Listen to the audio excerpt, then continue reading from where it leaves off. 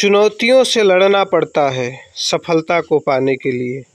चुनौतियों से लड़ना पड़ता है सफलता को पाने के लिए। कठिन परिश्रम करना पड़ता है जिंदगी को खुशहाल बनाने के लिए। कठिन परिश्रम करना पड़ता है जिंदगी को खुशहाल बनाने के लिए। Good morning my dear student.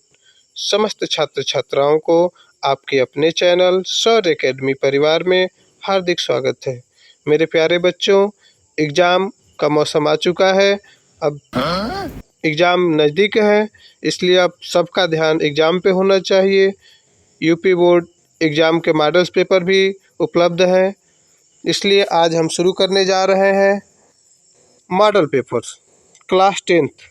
जो यूपी बोर्ड एग्ज़ाम के बच्चे हैं उनके लिए विशेष रूप से तैयार किया गया ये मॉडल पेपर जो 2023 का एग्ज़ाम होने जा रहा है।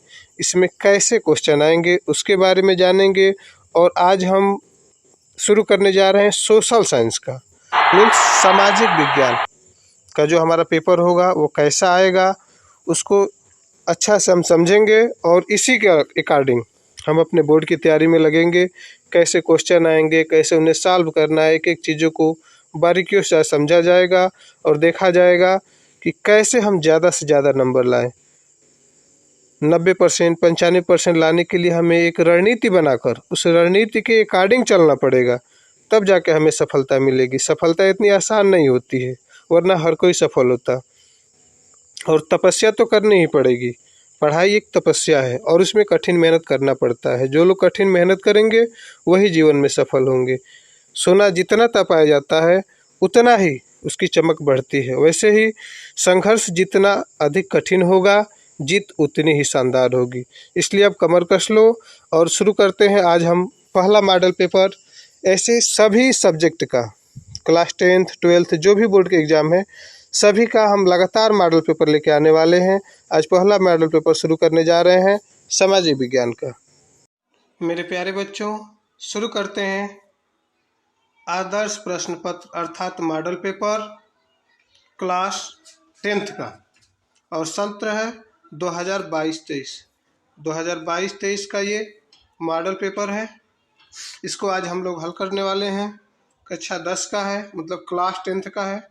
सब्जेक्ट है सामाजिक विज्ञान, केवल प्रश्न पत्र सामाजिक विज्ञान का है ये। समय कितना होता है एग्जाम में? 3 घंटे 15 मिनट का होता है। पूर्णांक नंबर कितने होंगे? 70 नंबर का होता है। 70 नंबर का पेपर होगा और 30 नंबर जो प्रैक्टिकल के नाम पे मिलते हैं। टोटल SST 100 नंबर का होता है, 100 मार्क्स का होता है, जिसमें से 70 नंबर के थ्योरी पेपर होते हैं और 30 नंबर के प्रैक्टिकल होते हैं। ठीक है, इसकी कुछ शर्तें हैं या नियम है उसको देख लेते हैं, जो हमें सभी विद्यार्थियों को परीक्षा हॉल में जाने से पहले इसको समझ लेना चाहिए। पहला है सभी प्रश्न अनिवार्य हैं। जो भी बच्चे हैं वो इस बात पे ध्यान दें कि सभी प्रश्न करने अनिवार्य हैं। वो सभी प्रश्न करेंगे। प्रारंभ के 15 मिनट परीक्षार्थियों को प्रश्न पत्र पढ़ने के लिए दिए गए हैं। जो वहाँ पे टाइम दिया गया है 3 घंटा 15 मिनट, तो 15 मिनट केवल पेपर पढ़ने के लिए दिया जाता है और 3 घंटे में क्वेश्चनों को सॉल्व करना है, अपने प्रश्नों का उत्तर देना होता है। ठीक है, तो वही बताया जा रहा है यहाँ पे कि प्रारंभ के 15 मिनट परीक्षार्थियों को प्रश्न पत्र पढ़ने के लिए दिए जाते हैं। नेक्स्ट है, यह प्रश्न पत्र 2 खंडों अ एवं ब में विभाजित है। इस प्रश्न पत्र को 2 हिस्से में किया गया है, खंड अ एवं खंड ब। खंड अ में 20 अंक के बहुविकल्पी प्रश्न हैं। 20 अंक के बहुविकल्पी प्रश्न आएंगे नहीं, यही सबसे बड़ी चेंज है इसमें, जिनका उत्तर OMR शीट पे दिया जाना है। OMR शीट आपको दी जाएगी जिसमें आप उनको रंगेंगे।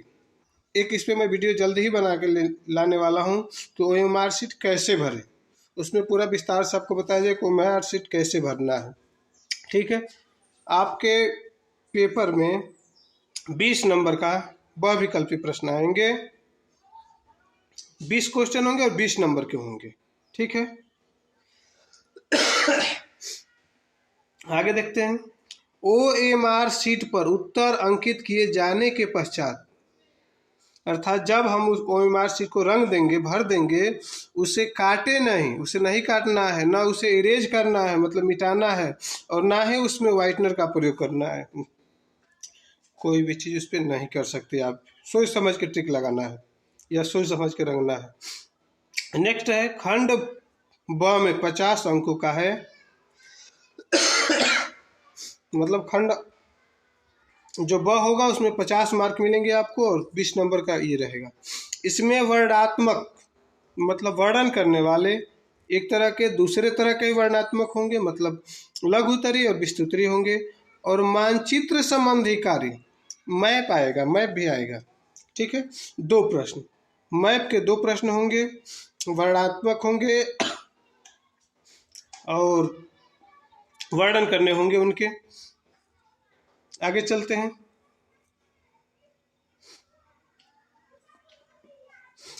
प्रत्येक प्रश्न के लिए निर्धारित अंक उसके सम्मुख अंकित होंगे। किस क्वेश्चन को हल करने पे कितना नंबर मिलने वाला है ये उसके सामने दिया रहेगा, पेपर में भी देगा, बोर्ड के पेपर में, जिससे आपको पता चल जाए कि नंबर कितने मिलने वाले हैं। नेक्स्ट है दिए गए मानचित्र को उत्तर पुस्तिका में मजबूती के साथ संलग्न करना आवश्यक है।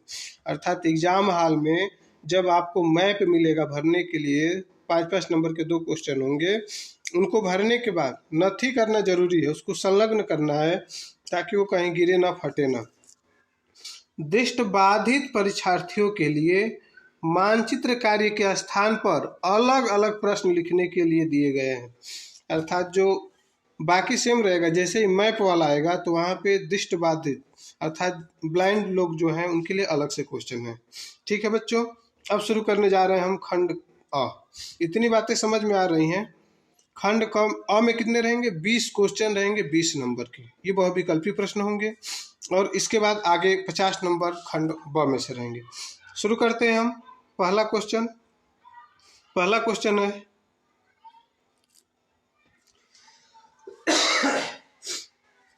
पहला क्वेश्चन है कि निम्न में से कौन 1815 की वियना संधि से संबंधित है। अर्थात 4 लोगों के नाम दिए गए हैं, वियना संधि से कौन जुड़ा हुआ है। तो बच्चों पता ही होगा वियना संधि कितनी फेमस है, और इसके लिए कौन जुड़ा हुआ था? नेपोलियन। ये सही होता है, नेपोलियन जुड़ा हुआ था उससे। ठीक है, ऐसे ही 20 क्वेश्चन है, कुछ क्वेश्चनों के आंसर भी बताते चलेंगे और कुछ को आपको कमेंट में करके बताने पड़ेंगे। चलिए चलते हैं दूसरे क्वेश्चन पे। सत्ता की साझेदारी के बेल्जियम मॉडल का मुख्य महत्व क्या है? सत्ता की साझेदारी के बेल्जियम मॉडल का मुख्य महत्व क्या है? यहाँ पे कुछ ऑप्शन दिए हुए हैं, जैसे सभी जाति समूह से उनकी आबादी के अनुसार शक्ति साझा की गई, वह है सभी जाति समूहों से उनकी आबादी के अनुसार शक्ति साझा नहीं की गई। तीसरा दिया है कि संप्रदायों को समान प्रतिनिधित्व दिया गया। चौथा है उपरोक्त में से कोई नहीं। ठीक है, इसमें सही हो जाएगा स का आंसर सही होगा। संप्रदायों को समान प्रतिनिधित्व दिया गया था। ठीक है, ऐसे ही क्वेश्चन आपके एग्जाम में आएंगे और आपको करने होंगे। यहाँ तो मैं थोड़ा सा कर भी दे रहा हूँ, वहाँ कोई बताने वाला नहीं होगा। ठीक है, खुद ही करने पड़ेंगे। अब चलते हैं तीसरे क्वेश्चन की तरफ। 1928 से 1934 के बीच भारत में गेहूं की कीमत 50% तक क्यों गिर गई थी? अर्थात क्या रीजन था कि 1928 से 1934 के बीच भारत में गेहूं की कीमत आधा घटकर नीचे आ गई थी? ऑप्शन में दिया है बाढ़ के कारण, सूखे के कारण, महामंदी के कारण, उपयुक्त में से कोई नहीं। तीसरा क्वेश्चन क्या आंसर होगा? महामंदी के कारण। जो लोग SST पढ़े उनको पता होगा कि उस समय महामंदी आई थी और जिससे गेहूं की कीमत का दाम घट गया था। चौथा क्वेश्चन शुरू करते हैं। ब्रेटन वुड्स नामक संस्थान निम्नलिखित में से कहाँ स्थित है? अर्थात कहाँ पर है, जगह बतानी है। आंसर में दिया है अमेरिका, यूरोप, अफ्रीका, इनमें से कोई नहीं। आंसर क्या हो जाएगा बच्चों इसका? असही होगा, अमेरिका। इसमें आंसर अमेरिका सही होगा। अब चलते हैं 5वें क्वेश्चन की तरफ। 5वां क्वेश्चन है, निम्नलिखित में से कौन सा लक्षण संघीय सरकार से संबंधित नहीं है? कौन सा संबंधित नहीं है? अ दिया है कठोर संविधान, ब दिया है शक्तियों का केंद्रीकरण, स दिया है संघ एवं राज्यों के मध्य शक्तियों का विभाजन, द दिया है सर्वोच्च न्यायालय। क्या ऑप्शन सही होगा इसमें? अ सही होगा, कठोर संविधान। अ सही हो जाएगा इसका। चलते हैं अगले क्वेश्चन की तरफ। क्वेश्चन नंबर 6, इसमें कह रहा है कि निम्नलिखित में से सामाजिक विभाजन का कारण क्या है? सामाजिक विभाजन क्यों होता है उसका कारण बताना है। ऑप्शन में दिया हुआ है धर्म के कारण, ब भाषा, स अ और ब दोनों, और द है उपरोक्त में से कोई नहीं। तो देखो बच्चों, डी तो बिल्कुल ही गलत है, द तो हो ही नहीं सकता। धर्म और भाषा, इसके कारण भी सामाजिक विभाजन होते हैं। तो इसमें हमारा कौन सा सही हो जाएगा? स, मतलब अ और ब दोनों सही हो जाएंगे। धर्म और भाषा दोनों सही होती हैं, दोनों सामाजिक विभाजन के कारण है। ठीक है, अब चलते हैं 7वें क्वेश्चन पर।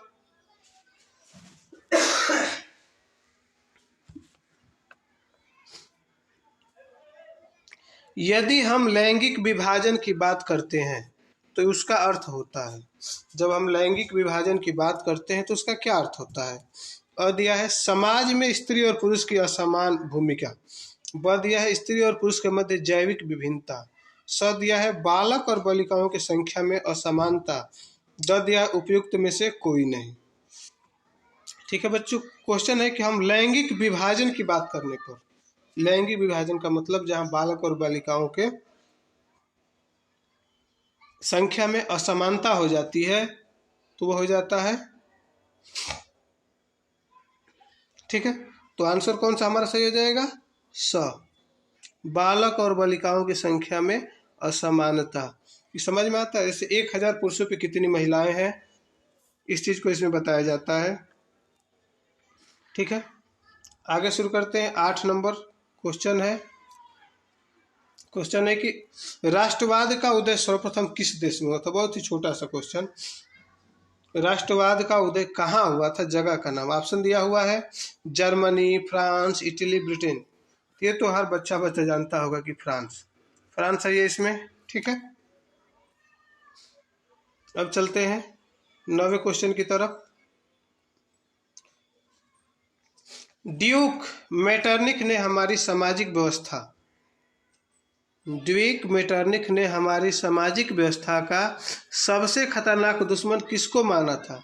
अर्थात ड्यूक मेटरनिख ने किसको कहा था कि यह सामाजिक व्यवस्था का सबसे बड़ा दुश्मन है? ऑप्शन में है रूसो, विक्टर इमैनुअल्स, काल्विन, जिउसेppe मैत्सिनी। ये भी इजी क्वेश्चन है, शायद सबको पता होगा। जिउसेppe मैत्सिनी को उसने कहा था कि यह सामाजिक व्यवस्था का सबसे बड़ा शत्रु है या दुश्मन है। ठीक, अब चलते हैं 10वें क्वेश्चन की तरफ। क्वेश्चन नंबर 10, लोकतांत्रिक शासन व्यवस्था अन्य व्यवस्था से अच्छी है क्योंकि यह। लोकतांत्रिक शासन व्यवस्था अन्य व्यवस्थाओं से क्यों अच्छी है? कारण बताने उसके। ठीक है, इसके कारण बताने हैं कि क्यों अच्छी है। देखो, पहला ऑप्शन है नागरिकों में समानता को बढ़ावा देती है, दूसरा है व्यक्ति की गरिमा को बढ़ावा देती है, तीसरा अ और ब दोनों, उपयुक्त में से कोई नहीं। इसमें सही हो जाएगा आपका स, अ और ब दोनों सही है इसमें। वह नागरिकों में समानता को बढ़ावा देती है और व्यक्ति की गरिमा को बढ़ाता है। ये तो लोकतांत्रिक व्यवस्था है। अब चलते हैं 11 नंबर पे। मृदा किस प्रकार का प्राकृतिक संसाधन है? मृदा किस प्रकार का प्राकृतिक संसाधन है? नवीकरणीय संसाधन है कि अनवीकरणीय संसाधन है कि जैव संसाधन है कि संभावित संसाधन हो? तो यह होता है नवीकरणीय योग्य संसाधन। ठीक, सही रहेगा। 12 नंबर क्वेश्चन देखते हैं। निम्नलिखित में से पंजाब में भूमि संकुचन का मुख्य कारण क्या है? पंजाब में भूमि संकुचन का मुख्य कारण पूछ रहा है। ऑप्शन में दे रहा है गहन खेती, अधिक सिंचाई, वनो उन्मूलन, अति पशुचारण। तो इसमें सही हो जाएगा अधिक सिंचाई। ऑप्शन नंबर बी इसका सही हो जाएगा। अब चलते हैं क्वेश्चन नंबर 12 की तरफ। 12 हो गया ना, 13 की तरफ।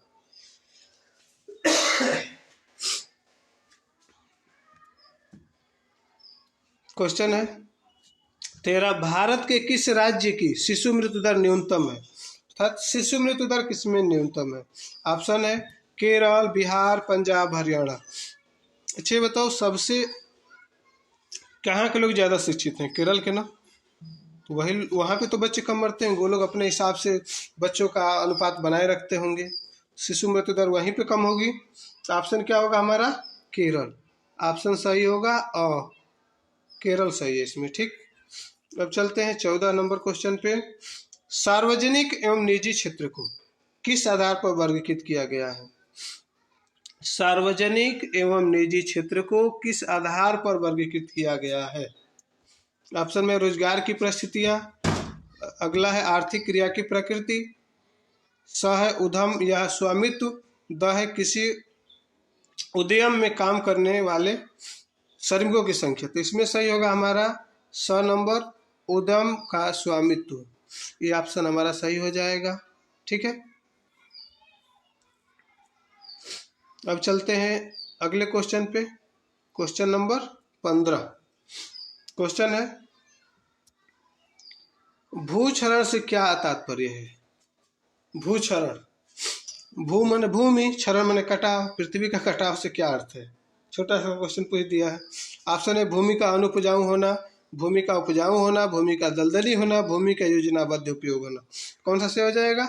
भूमि का अनुपजाऊ होना पहला सही हो जाएगा, ठीक है। आगे चलते हैं 16 नंबर क्वेश्चन। गोंडवाना कोयले का जमाव किस क्षेत्र में नहीं पाया जाता है? गोंडवाना कोयले का जमाव किस क्षेत्र में नहीं पाया जाता है? तो देखो बच्चों, ये दामोदर घाटी, सोन घाटी, महानदी घाटी और वर्धा गोदावरी घाटी में तो ये जमाव होता ही है।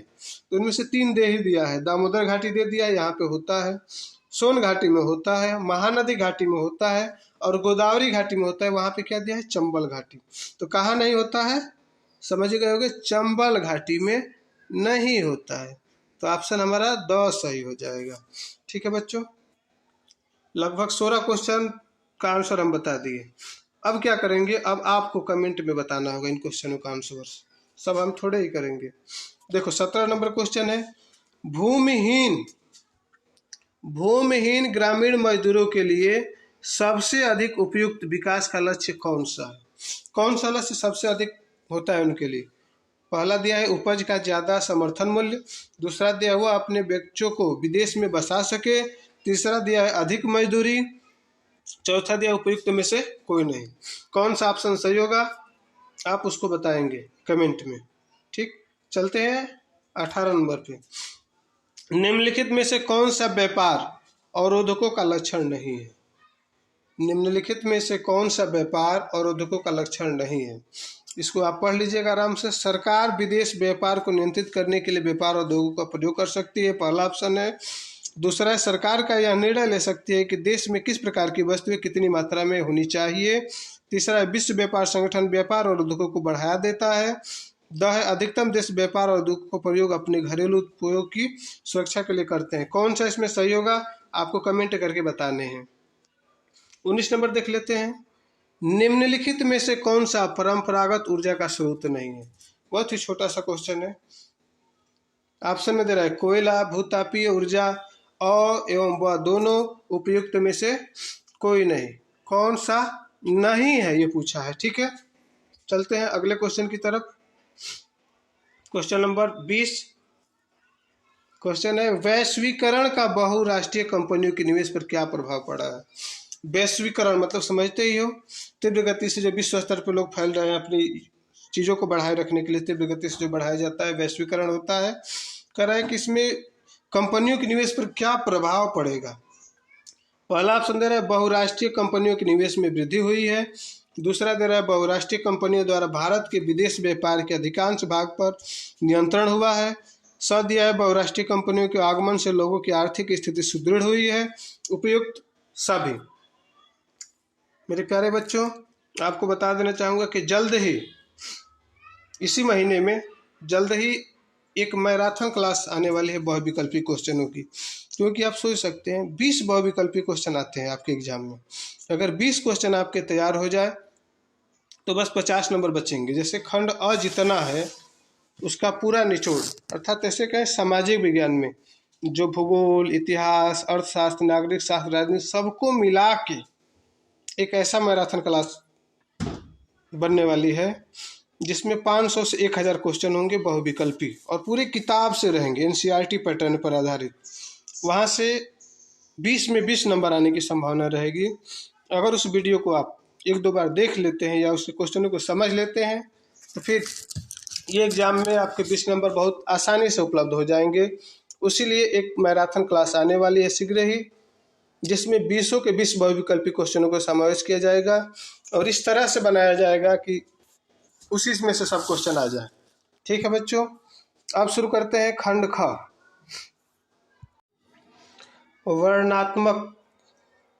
फर्स्ट क्वेश्चन, उत्तर लगभग 80 शब्दों में दीजिए, अर्थात इसका जो आंसर होगा 80 शब्दों में हमें देना है।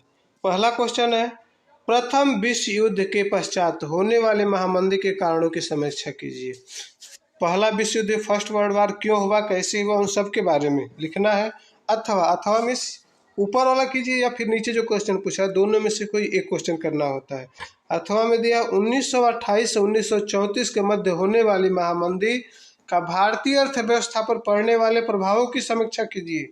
क्या प्रभाव पड़ा था उसके बारे में बताना है, उस महामंदी से क्या क्या हुए उसको बताना है। इन दोनों क्वेश्चन में से कोई एक क्वेश्चन करना है। और कितने नंबर का रहेगा ये? 4 नंबर का। 4 नंबर आपको मिल जाएंगे इस क्वेश्चन के ऊपर। दूसरा क्वेश्चन देखते हैं। दूसरा है, सत्ता की साझेदारी लोकतंत्र की आत्मा है। सत्ता की साझेदारी लोकतंत्र की आत्मा है, इस कथन को विवेचना कीजिए, इसके बारे में बताइए जो आपकी जानकारी है। अथवा अगर ये नहीं करना है तो फिर दूसरा ऑप्शन है आपके पास, जाति में राजनीति एवं राजनीति में जाति की भूमिका की विवेचना, इसके बारे में बताइए। क्या जानते हैं आपकी जाति में राजनीति एवं राजनीति में जाति, इसके बारे में बताइए। दोनों में से कोई ये करना है।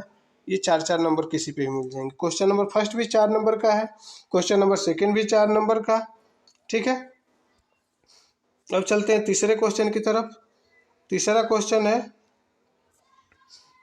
आर्थिक विकास के लिए ऊर्जा एवं आधारभूत आवश्यकता है। आर्थिक विकास के लिए ऊर्जा एक आधारभूत आवश्यकता है। इस कथन को परिप्रेक्ष्य में ऊर्जा संरक्षण हेतु अपनाए जाने वाले उपायों पर अपना मत स्पष्ट किया। आपका क्या मत है इस चीज पे, उसको लिखना है। अथवा अगर ये नहीं करना चाहते तो आपके पास ऑप्शन है, परिवहन तथा संचार के साधन किसी भी देश के जीवन रेखा तथा अर्थव्यवस्था क्यों कहे जाते हैं।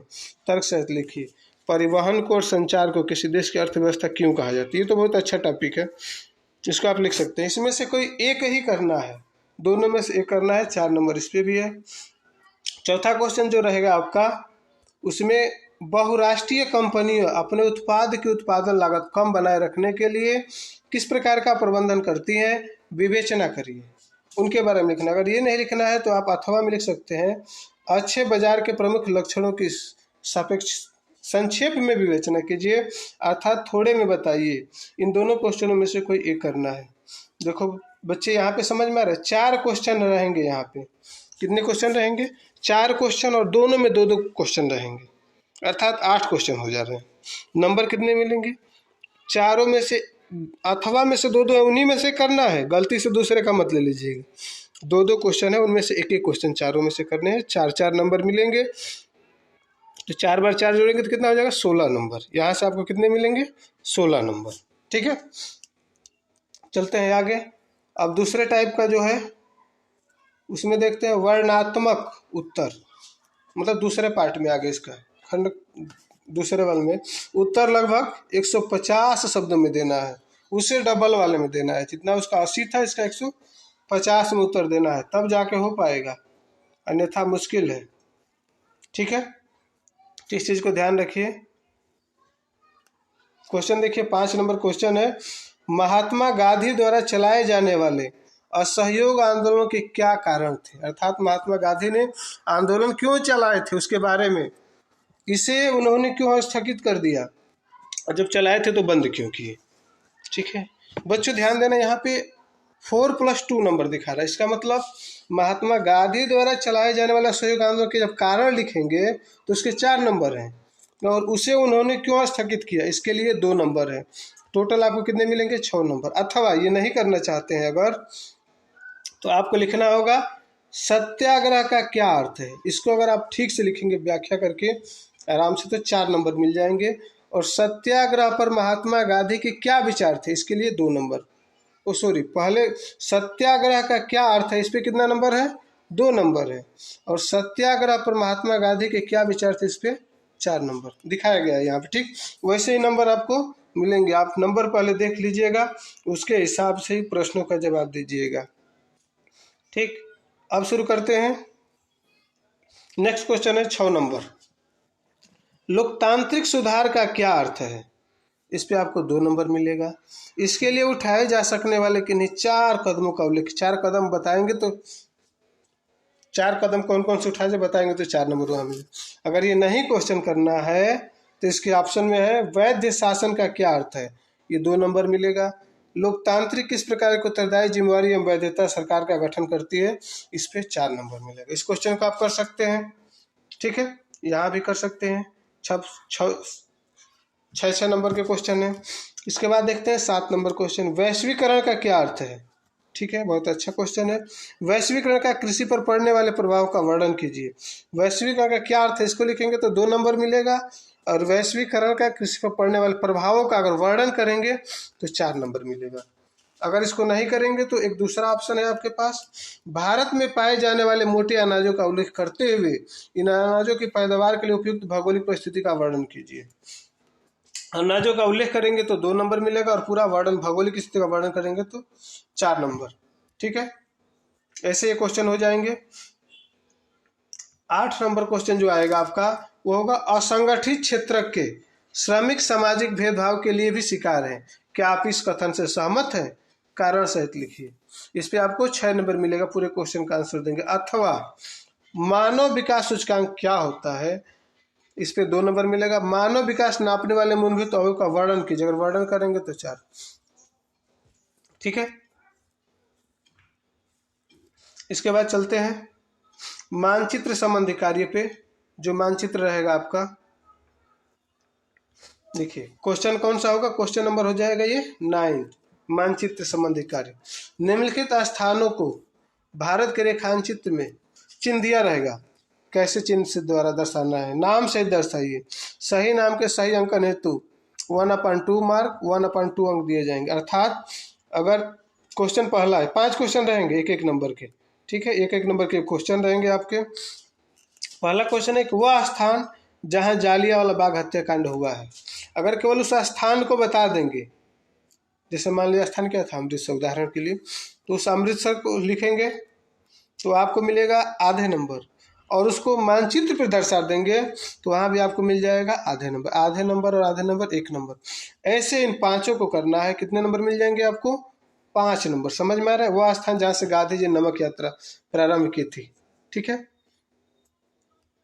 वह स्थान जहाँ नील की खेती करने वाले किसानों ने आंदोलन किया, चंपारण जानते हैं। वह स्थान जहाँ सूती मिल श्रमिकों ने सत्याग्रह किया था, वो भी जानते हैं आप। वह स्थान जहाँ दिसंबर 1920 में भारतीय राष्ट्रीय कांग्रेस का अधिवेशन हुआ था।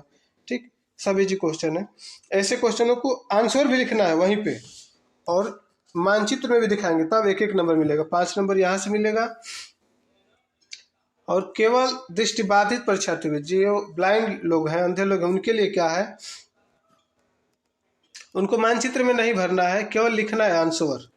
वही क्वेश्चन है, उनका आंसर केवल लिख देंगे तो उनको नंबर मिल जाएंगे। ठीक, अब देखते हैं मानचित्र कार्य। इसमें जो 9th का ख है, दूसरे तरह का, 5 नंबर तो हो गया। इसमें क्या करना है, दिए गए भारत के मानचित्र में निम्नलिखित को दर्शाइए। जो भारत का मानचित्र मिलेगा उसमें दिखाना है आपको पश्चिम बंगाल का एक उद्यान, उस उद्यान को दिखाना है इसे चिन्ह द्वारा नाम सहित पश्चिम बंगाल का कौन सा उद्यान है उसको नाम लिखेंगे और चित्र से दिखाएंगे। आधा नंबर नाम पे मिलेगा और आधा नंबर चित्र पे। वैसे ही नर्मदा नदी पर बना बांध, जो बांध है उसको इस चित्र से दर्शाना है और नाम भी लिखना है। महानदी को चिन्ह द्वारा सहित समझाएंगे। झारखंड का एक कोयला क्षेत्र जो है उसको इसे त्रिकोण जैसा चिन्ह से दर्शाएंगे। भारत के पूर्वी तट पर स्थित एक पतन चिन्ह द्वारा समझाएंगे। ठीक है, इतनी चीजें करनी पड़ेगी। लेकिन यदि दृष्टि बाधित हैं तो उनके लिए चित्र में नहीं दर्शाना है, केवल उन क्वेश्चनों का आंसर दे देना है। जैसे करें पश्चिम बंगाल के एक उद्यान का नाम, नर्मदा नदी पर बने बांध का नाम, उत्तर भारत की एक नदी का नाम, झारखंड प्रांत की एक कोयले खान का नाम, भारत के पूर्वी तट पर स्थित एक पतन का नाम, उसको लिखना है केवल। बस उतना कर देंगे तो हो जाएगा, और ज़्यादा कुछ करना नहीं है। तो समझ में आया बच्चों? उम्मीद है आपको ये समझ में आ रहा होगा। अगर नहीं समझ में आ रहा तो एक बार फिर से समझ लीजिए। इसमें करना ये है कि आपका 70 नंबर का पेपर होगा। कितने नंबर का होगा बच्चों? 70 नंबर का। 30 नंबर आपका प्रैक्टिकल का होगा। टोटल नंबर आपके 100 नंबर होते हैं। 100 नंबर में फिर से सुन लीजिए, 50 नंबर विस्तृत में आएंगे और 20 नंबर आपके बहुविकल्पी क्वेश्चन आएंगे। समझ में आ रही बात इतनी? जितने बहुविकल्पी क्वेश्चन आएंगे 20 आएंगे। खंड अ में रहेंगे 20 और 20 पर एक एक नंबर मिलेंगे, तो ये आपके 20 नंबर हो जाएंगे। 30 नंबर आपका प्रैक्टिकल वाला रहेगा ही, तो 30 20 50 नंबर हो जाएंगे आपके। 50 नंबर में जो बच गए 50 नंबर, 100 में से 50 जाएगा तो 50 बचेगा। 50 नंबर में से आपका 4 क्वेश्चन होगा लघुत्तरी टाइप का, जो 4-4 नंबर के होंगे, तो वहाँ से कितने नंबर हो जाएंगे? 16 नंबर। वर्णात्मक फर्स्ट जिसे कहते हैं। वर्णात्मक सेकंड में क्या होगा? 6-6 नंबर के 4 क्वेश्चन होंगे, तो 4 6 24, तो 24 और 16 कितने हो जाएंगे? 40 नंबर। तो 50 पहले हुआ था और 40 बाद में, दोनों को जोड़ देंगे कितना हो जाएगा? 90 नंबर। 90 नंबर हो गया। अब 10 नंबर जो बचेंगे वो आपके मानचित्र के हैं।